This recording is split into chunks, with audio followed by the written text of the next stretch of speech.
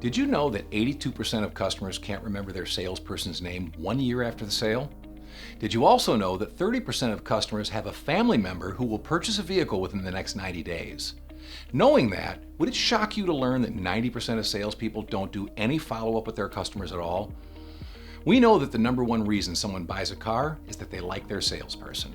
And if they already like you, common sense would dictate that they're more likely to buy a car from you again or to refer a friend, if only you'd stay in touch.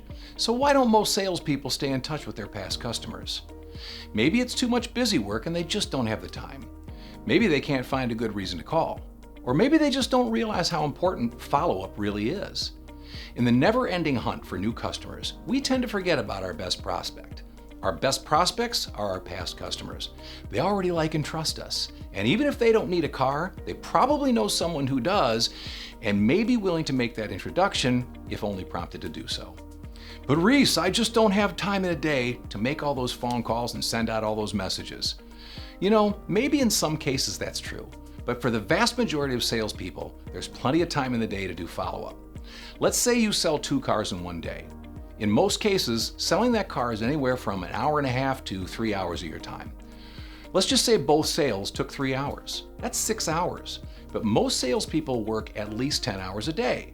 Spend an hour of that on lunch, another hour on anything else, and you still have 2 hours to devote to follow-up.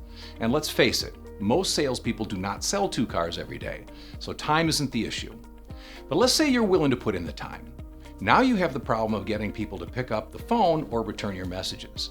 And it can be demoralizing to make 100 calls only to talk to 3 people.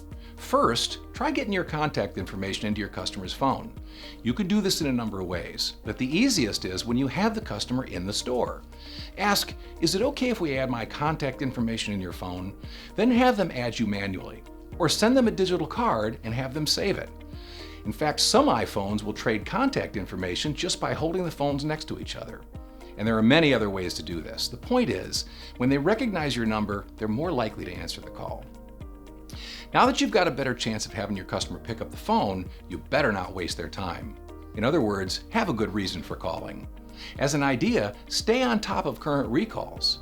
Reach out to all your affected customers and inform them of the recall and offer your assistance. Here's another. Call each customer the day before their birthday to wish them a happy birthday and offer them a small gift card the next time they're in the area. Surprisingly, few salespeople make full use of the notes function in their CRM. Did you know that most CRMs, the notes function is searchable?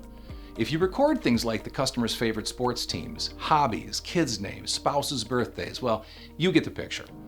Now you can search the CRM for opportunities to reach out and recognize special days and events, or just have something to break the ice when you call.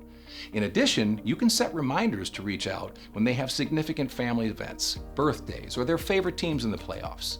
The point is, professionals follow up, and by doing so, they leverage their customer base to have more opportunities, make each sale more profitable, and reduce the amount of time it takes to sell a car, thus optimizing their time and making the most money and enjoying the job at the same time. It's called creating your own economy, and it's the best way to ensure that you'll be productive no matter what everybody else is doing. I'm Reese Dailey with the Automotive Training Academy. Thank you for watching.